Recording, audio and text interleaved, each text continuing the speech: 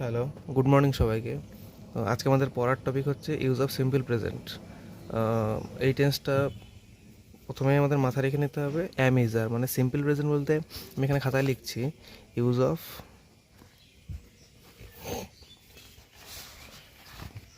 Simple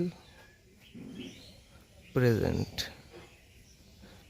এই simple present বলতে কোনো কিছু না ভেবে প্রথমে আমাদের ধরে নিতে হবে সিম্পল প্রেজেন্ট মানে হচ্ছে অ্যাম, ইজ, আর। এর তিনটের বাংলা মানে হচ্ছে হয়। বুঝা গেল? এবার এর যে ফরমেশন, এটাকে আমরা ডেফিনেশন মানে সংজ্ঞাটা শিখে নেব। সংজ্ঞাটা হচ্ছে সিম্পল প্রেজেন্ট বলতে অ্যামিজারের ব্যবহারকে বোঝায় বর্তমানকালে কোনো কিছু বর্ণনা বা গুণাবলী বর্ণনা বোঝাতে আমরা সিম্পল প্রেজেন্ট ব্যবহার করে থাকি।